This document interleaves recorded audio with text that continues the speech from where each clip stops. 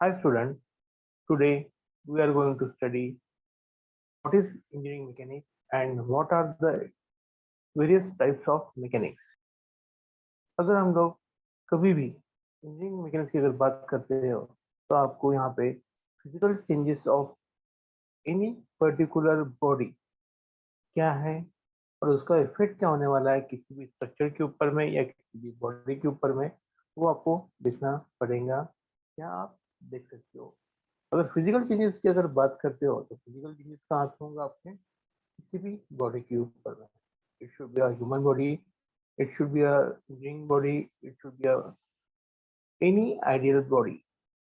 Body के ऊपर जो चेंजेस होते हैं उसकी जो मेन रीजन रहेंगे उसके पोजिशन। बॉडी की अगर पोजीशन अगर आप देखते हो तो बॉडी आपके दो तरह की पोजीशन में रहता है।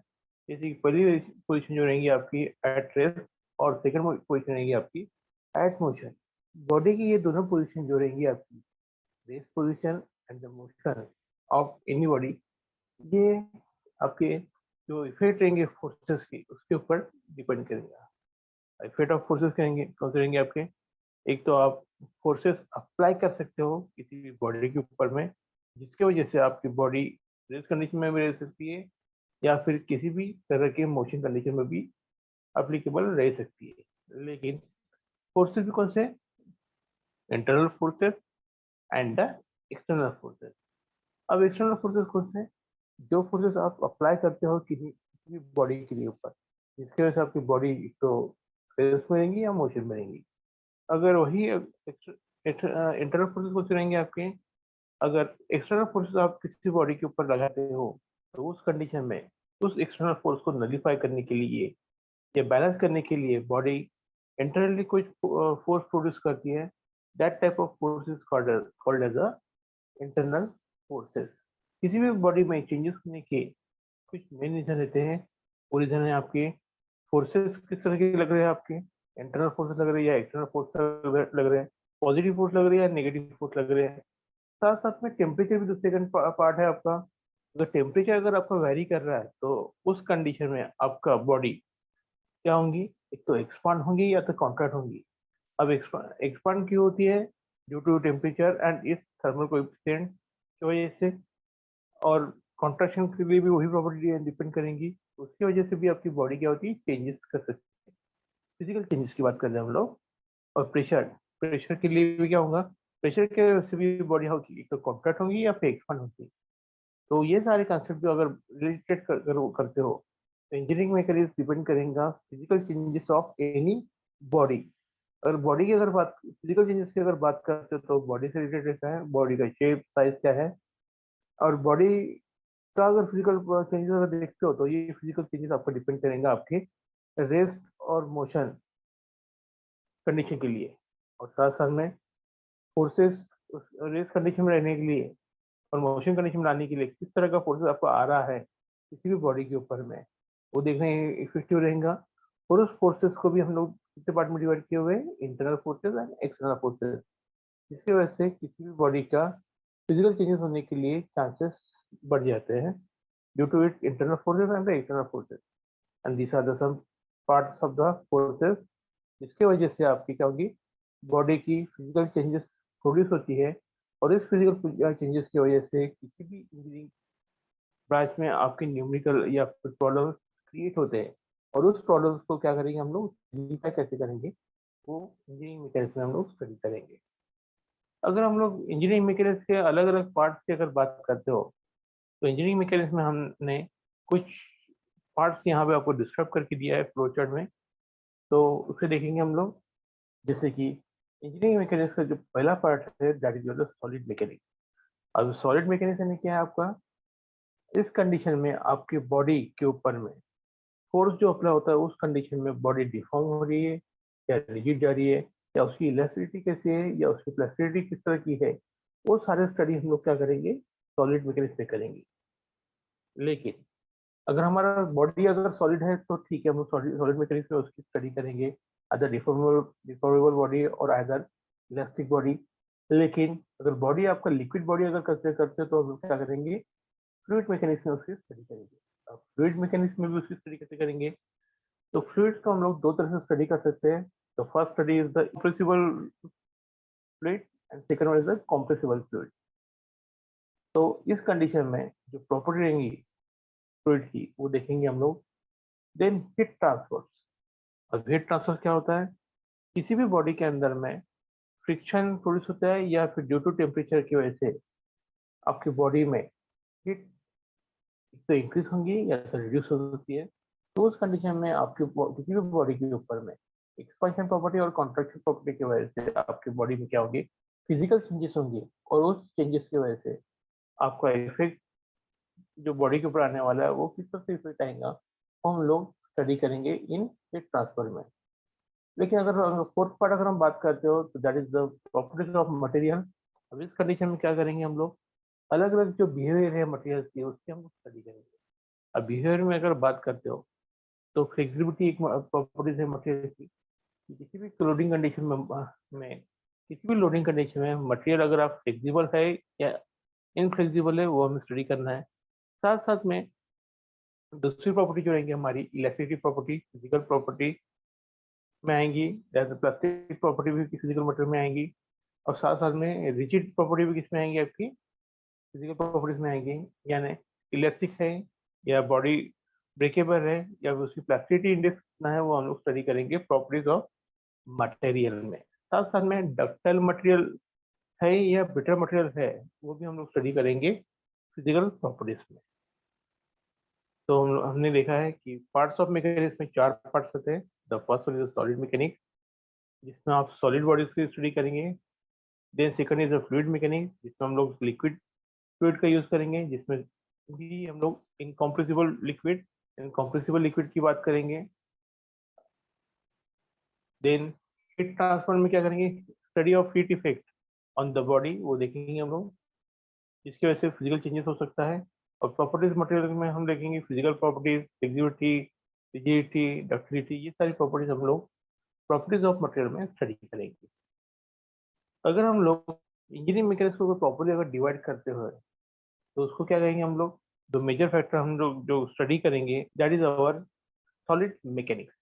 अब सॉलिड मैकेनिक्स में भी हम लोग स्पेशली जो बॉडीज रहेंगी दो पार्ट में डिवाइड करते हैं। The first one is the rigid body, second one is the deformable body. What is rigid body? अगर किसी भी बॉडी के ऊपर में आप नंबर ऑफ टाइम फोर्स लगाएंगे या फिर कितना भी फोर्स लगाने के बाद भी उस बॉडी का शेप और साइज चेंज नहीं होता है, उस बॉडी को हम लोग रिजिड बॉडी कहेंगे। लेकिन डिफॉर्मेबल बॉडी यानी कौन सा? फोर्स लगाने के बाद भी बॉडी क्या होती है? कॉम्प्रेस होती है, और फोर्स निकालने के बाद उस बॉडी को हम क्या करेंगे? फिर प्रॉपर्टी देखेंगे कि बॉडी उसका खुद का ओरिजिनल शेप और साइज दिख आता है या नहीं आता है। That type of body is called as a deformable body. यानी इलास्टिसिटी प्रॉपर्टी की बात करें हम लोग, यानी बॉडी क्या करती है? फोर्स निकालने के बाद अपने खुद के ओरिजिनल शेप और साइज आ जाती है। That type of body is called as a deformable body. Rigid body यानी कौन सी है? फोर्स लगाने के बाद भी बॉडी में कुछ भी इफेक्ट नहीं होता है, और फोर्स निकालने के बाद भी उस बॉडी में कुछ इफेक्ट नहीं होता है। That type of body is called as a rigid body. Rigid body को भी हमने यहाँ पे दो पार्ट में किया हुआ है, that is the static body and the second of the dynamic body. अब स्टैटिक बॉडी की अगर हम लोग बात करते हैं तो static in means static means body is in rest condition. यानी कितना भी फोर्स आप उस बॉडी के ऊपर में लगाएंगे, एक्सटर्नल फोर्स हो गया फिर इंटरनल फोर्स हो गया, तो बॉडी क्या होंगी? आपकी रेस्ट पोजिशन में रहेंगी। That type of condition is called as a static condition. But dynamic क्या रहेगा?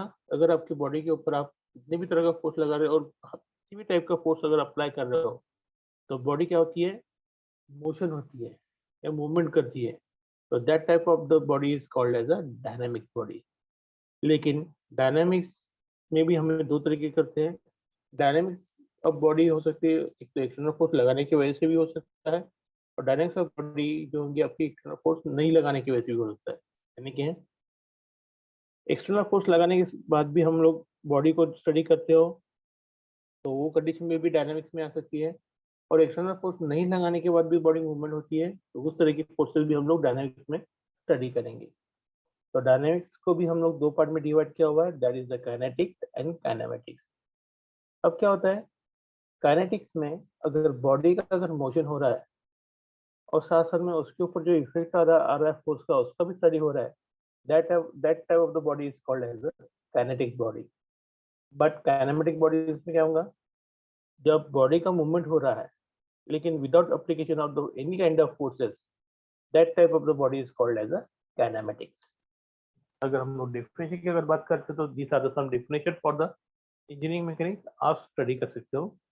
अगर हम लोग आपको डेफिनेशन बताया तो क्या हो गया, definition of the engineering mechanics is it is the branch or science in which it deals with the laws and principle of mechanics and their application with engineering problems. अगर स्टैटिक की अगर बात करते हो तो it is the branch which deals with the forces and their effects on the body और body at rest. यहाँ पे देख लीजिए स्टैटिक के लिए हमने लिखा हुआ है, बॉडी अगर रेस्ट में रही तो उसके ऊपर जो फोर्सेस आने वाले हैं उसकी इफेक्ट्स क्या है वो हमें स्टडी करना स्टैटिक में।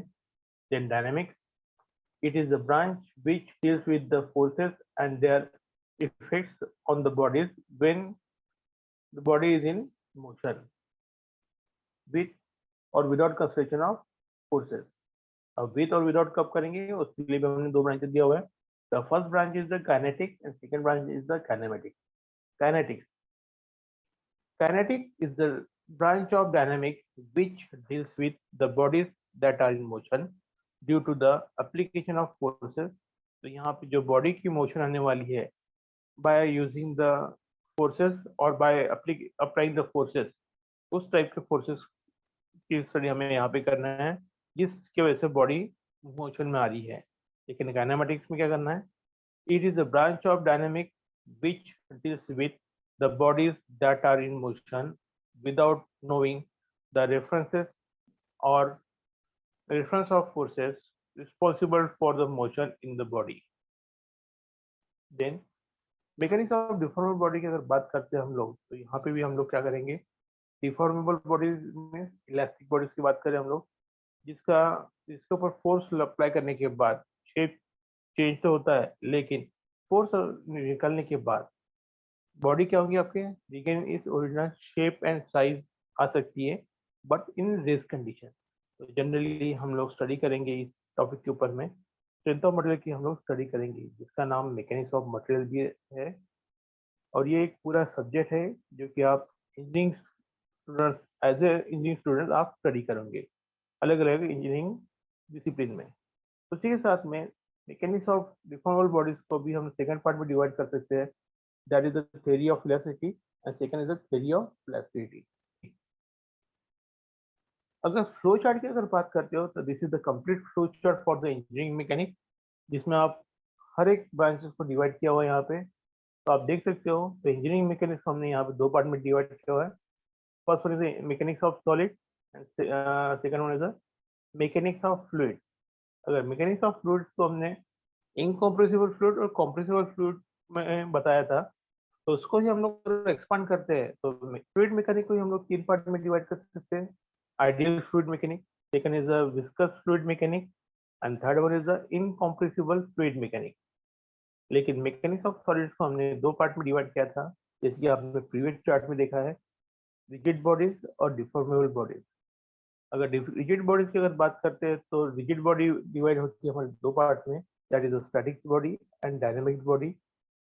देन फर्दर डायनेमिक बॉडी को हमने दो पार्ट में डिवाइड किया हुआ है, काइनेटिक्स एंड काइनेमेटिक्स। लेकिन अगर वही बात अगर हम डिफॉर्मेबल बॉडीज की अगर बात करते हो तो हमने इसको तीन पार्ट में डिवाइड किया था। First one is strength of material और मैकेनिक्स ऑफ मटेरियल, जो कि एक कंप्लीट सब्जेक्ट है किसी भी इंजीनियरिंग डिसिप्लिन का। Then theory of electricity and then theory of electricity. अगले पार्ट में हम लोग देखेंगे इसके फर्दर एडवांस स्टडी, उसकी इफेक्ट्स ऑफ मैकेनिक्स और स्टैटिक कंडीशन में क्या इफेक्ट होगा और चेंजेस होंगे, डायनामिक में क्या इफेक्ट होंगे और चेंजेस होंगे, और उसके प्रिंसिपल देखेंगे हम लोग नेक्स्ट क्लास में।